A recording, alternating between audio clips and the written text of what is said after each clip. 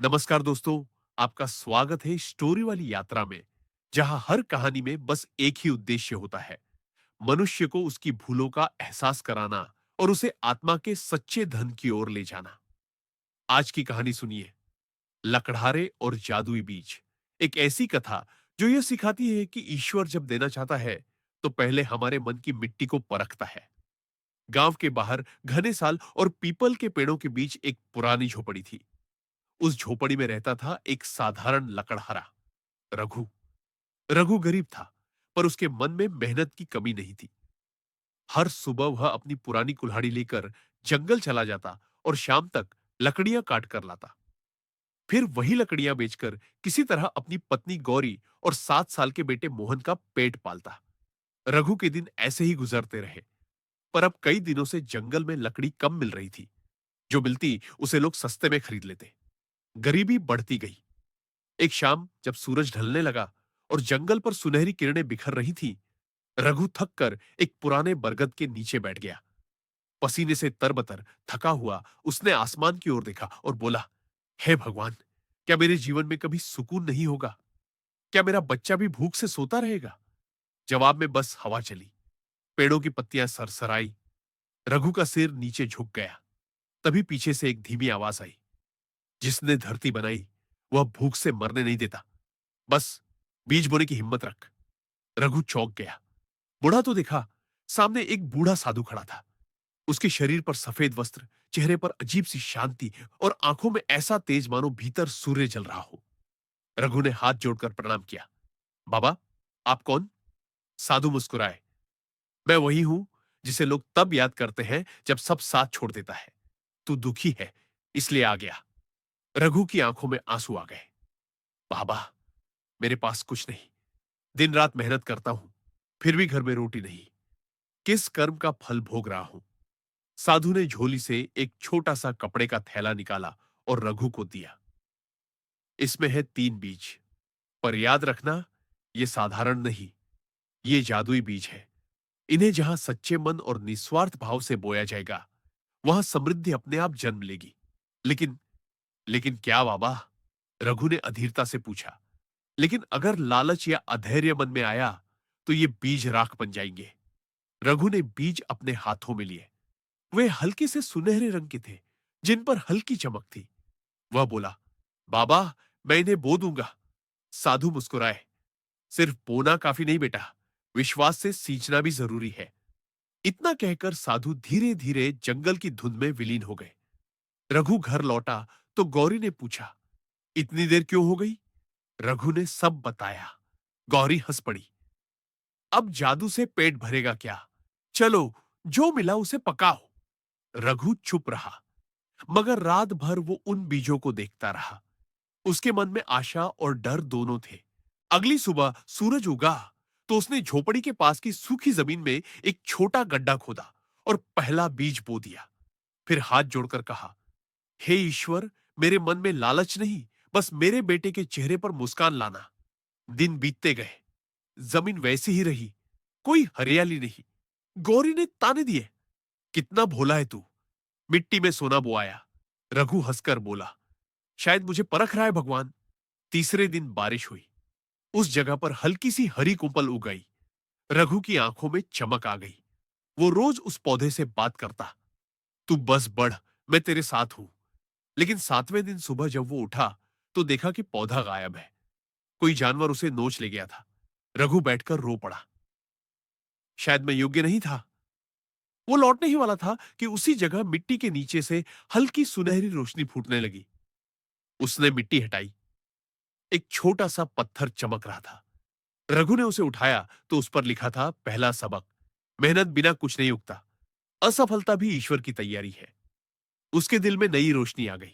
वह बोला, तो यह बीज सिर्फ पेड़ नहीं, जीवन का सत्य उगाता है। अब उसने दूसरा बीज लिया और जंगल के भीतर जाकर, जहां नदी का किनारा था, वहां बो दिया। दिन रात वह उसे पानी देता। 1 महीने में वहां एक सुंदर पौधा उगाया। उसकी पत्तियां इतनी हरी थीं कि जैसे उसमें जीवन नाच रहा हो। लेकिन जब वह लकड़ियां काटकर लौटा, तो देखा, गांव के कुछ लोगों ने वह पौधा उखाड़ लिया था। उन्होंने कहा, यह जमीन हमारी है। रघु चुपचाप चला गया। घर पहुंचा तो गौरी गुस्से में बोली, अब तो बाकी बीज भी फेंक दे, ये सब छलावा है। रघु ने बस इतना कहा, गौरी, जो सच्चा होता है उसका फल देर से मिलता है। रात को जब सब सो गए, रघु तीसरा बीज लेकर नदी के उस पार चला गया, जहां कोई नहीं आता था। वहां ठंडी हवा चल रही थी, आकाश में चांद चमक रहा था। उसने झुककर बीज मिट्टी में दबाया और कहा, हे ईश्वर, अब अगर यह भी न उगा तो मैं मान लूंगा कि मेरा भाग्य यही है। फिर वह चुपचाप लौट आया। 3 दिन बीते, कोई बदलाव नहीं। चौथे दिन जब वह वहां गया तो मिट्टी के बीच से हल्की सी सुनहरी लकीर ऊपर उठ रही थी। वह पास गया तो देखा, एक पौधा नहीं, एक छोटा सोने का पेड़ उगाया था। उसकी डालियों से सुनहरी चमक निकल रही थी, पत्ते जैसे चांदी से बने हो। रघु ने हाथ जोड़कर कहा, बाबा, आपने मेरा विश्वास परखा और मैं सफल हुआ। अचानक हवा चली और वही साधु स्वर सुनाई दिया, रघु, ये पेड़ सिर्फ तेरे लिए नहीं, पूरे गांव के लिए है। याद रख, जो फल सब में बांटता है वही सच्चा धनी होता है। रघु ने उस पेड़ की रखवाली शुरू की। जब उसकी शाखाओं पर सुनहरी फल जैसे फूल आने लगे तो उसने गांव वालों को बुलाया। सब चकित रह गए। गांव के सरपंच ने कहा, यह चमत्कार है, रघु अब अमीर बन गया।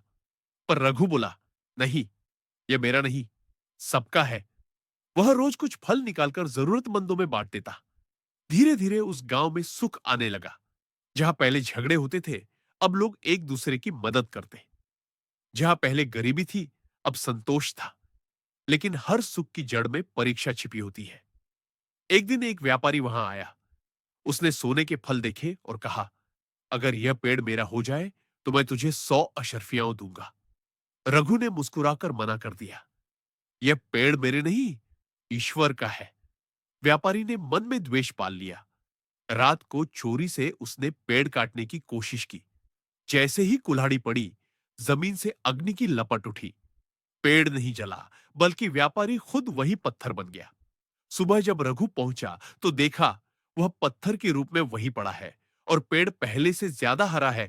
तभी साधु का स्वर फिर गूंजा, जब तक इस धरती पर लालच रहेगा, तब तक मनुष्य का हृदय पत्थर बनता रहेगा। रघु की आंखों में आंसू थे। उसने पेड़ के तले बैठकर कहा, बाबा, अब समझ गया, असली जादू बीजों में नहीं, मन की निष्ठा में था। धीरे धीरे वह पेड़ गांव का प्रतीक बन गया। लोग उसे विश्वास वृक्ष कहने लगे। रघु अब भी लकड़हारा था, लेकिन उसकी झोपड़ी में अब भी वैसी ही सादगी थी। उसने कहा, जो भगवान देता है उसे सहेजना सीखो, संभालना सीखो, बांटना सीखो। यही जीवन का धन है। उस रात जब पूरा गांव सो गया था, विश्वास वृक्ष की शाखाओं से हल्की सुनहरी आभा चारों ओर फैल रही थी। हवा में ऐसी शांति थी जैसे जंगल भी भक्ति में झूम रहा हो। रघु झोपड़ी के बाहर दीपक जलाकर बैठा था। उसका बेटा मोहन उसके पास आया और बोला, बाबा, ये पेड़ तो सच में जादुई है ना? रघु ने मुस्कुराते हुए कहा, हाँ बेटा, लेकिन याद रख, जादू पेड़ में नहीं, उस विश्वास में था जो मैंने बोने के बाद भी कभी छोड़ा नहीं। क्या मुझे भी बाबा कभी ऐसे बीज मिलेंगे? जरूर मिलेंगे, लेकिन जब तेरा मन लालच से मुक्त होगा। मोहन की आंखों में जिज्ञासा थी। वह रोज उस पेड़ के पास जाकर घंटों बैठा रहता, उसके पत्तों की चमक को निहारता, उसकी छाया में खेलता। गांव वाले भी अब वहां पूजा करने आते थे। लोग कहते, जहां ये पेड़ है वहां सुख और शांति दोनों बसते हैं। धीरे धीरे साल बीते। रघु बूढ़ा हो गया। अब कुल्हाड़ी उसके हाथों में भारी लगती थी। उसने एक दिन मोहन को बुलाया और कहा, बेटा, अब यह पेड़ और यह झोपड़ी तेरी जिम्मेदारी है। याद रख, अगर कभी तूने लालच किया तो यह पेड़ भी सूख जाएगा। मोहन ने प्रणाम किया। मैं कसम खाता हूं बाबा, मैं आपकी सीख नहीं भूलूंगा। लेकिन मनुष्य का मन समय के साथ बदलता है। गांव में अब बाहरी लोग आने लगे, कोई व्यापार करने, कोई दर्शन करने, कोई धन की आशा से। मोहन अब जवान हो चुका था। वह मेहनती था, लेकिन उसके अंदर धीरे धीरे एक अहंकार जन्म लेने लगा। यह पेड़ अब मेरे कारण फलता है, मेरे नाम से लोग आते हैं।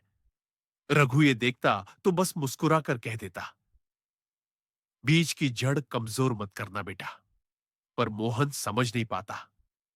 एक दिन एक धनी व्यापारी शहर से आया। उसने पेड़ देखा और बोला, युवक, ये पेड़ अगर मैं अपने बगीचे में लगाऊं तो करोड़ों कमाए जा सकते हैं। बोल, क्या तू इसे बेच देगा? मोहन पहले तो चुप रहा, फिर बोला, नहीं, यह हमारे पूर्वजों की देन है। व्यापारी ने कहा, सोच ले, इतना सोना मिलेगा कि 7 पीढ़ियां खाएंगी। यह सुनकर मोहन के मन में हल्की सी लहर उठी। 7 पीढ़ियां साकी। उस रात वह देर तक सो नहीं सका।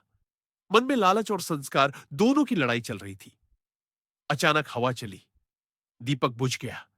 विश्वास वृक्ष की शाखाओं से एक सुनहरी पत्ती गिरकर उसके सामने आ गिरी। उस पर लिखा था, सत्य की रक्षा वही कर सकता है जिसका मन अंधकार से खाली हो। मोहन चौंक गया। उसने पत्ती उठाई और महसूस किया कि पेड़ जैसे उसे देख रहा हो। क्या तू भी मुझे परख रहा है? उसने कहा। पेड़ से हल्की हवा आई, जैसे कोई उत्तर दे रहा हो। हां। अगली सुबह जब वह उठा तो देखा कि पेड़ की एक शाखा सूख गई है। वह घबरा गया। गांव वाले आए और बोले, यह क्या हुआ? मोहन ने कहा, शायद मौसम का असर है। लेकिन रघु समझ गया, नहीं बेटा, यह तेरे मन का असर है। मोहन रो पड़ा, बाबा, मैं गलती कर बैठा। मैं धन के विचारों में उलझ गया। रघु ने कहा, गलती से डर मत, उसे सुधारना सीख। उसने मोहन को एक डिब्बी दी। उसमें वही पहला पत्थर था जो बरगद के नीचे मिला था, जिस पर लिखा था, असफलता भी ईश्वर की तैयारी है। इसे उस शाखा के पास रख दे और क्षमा मांग। मोहन ने वैसा ही किया। उस रात पेड़ पर फिर से चमक लौट आई। लेकिन तभी रघु का शरीर ठंडा होने लगा। उसने धीरे से कहा, मेरे बीज अब तुझ में है मोहन। बस याद रखना, अगर कभी तेरा विश्वास टूटे तो जादू मिट जाएगा। मोहन की आंखों से आंसू गिरते रहे। उसी पेड़ की छाया में रघु ने अंतिम सांस ली। गांव वालों ने उसे विश्वास वृक्ष के पास ही दफना दिया। कहते हैं, उस रात आसमान में सुनहरी बारिश हुई थी। अब मोहन अकेला था, लेकिन उसके भीतर अब केवल श्रद्धा थी, लालच नहीं। वह पेड़ की सेवा करता, सुबह शाम दिया जलाता और गरीबों में फल बांटता। धीरे धीरे उसका नाम दूर दूर तक फैल गया। लोग उसे विश्वास पुत्र कहने लगे। पर हर शांति के बाद तूफान आता ही है। एक साल जब सूखा पड़ा तो गांव में अनाज खत्म होने लगा। लोग मोहन से कहने लगे, तेरे पास जादुई पेड़ है, तो क्यों नहीं उसके फलों से अनाज बना देता? मोहन ने कहा, वो पेड़ सोना देता है, अनाज नहीं। लोग बोले, सोने से अनाज खरीद ले। मोहन ने कहा, वो सोना ईश्वर की भेंट है, व्यापार का साधन नहीं। गांव वालों में असंतोष फैल गया। कुछ ने कहा, यह पेड़ तो रघु का था, अब मोहन ने अपने लिए रख लिया है। धीरे धीरे लोग उसके खिलाफ हो गए। एक रात जब तूफान आया, बिजली कड़की, बारिश हुई। गांव के कुछ लोग उस पेड़ को काटने चले गए।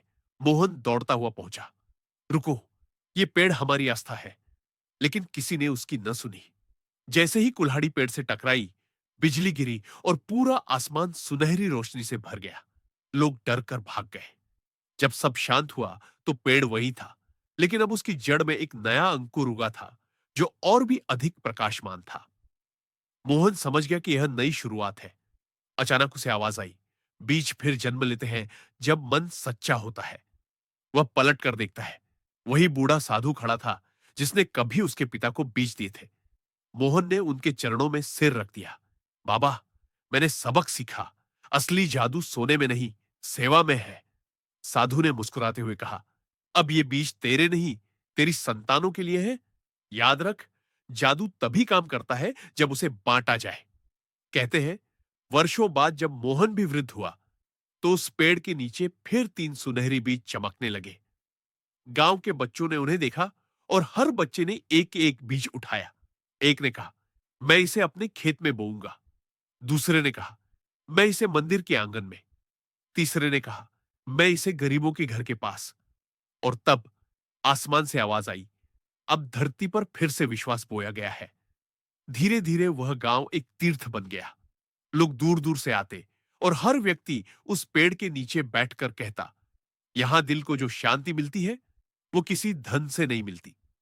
कहानी का अंत ऐसे हुआ कि जब भी कोई गरीब या दुखी इंसान वहां आता और पेड़ के नीचे बैठकर कहता, मुझे बस थोड़ी आशा चाहिए, तो पेड़ की एक पत्ती गिरती और उस पर वही शब्द लिखे होते, विश्वास से सींचो, चमत्कार अपने आप उगेगा।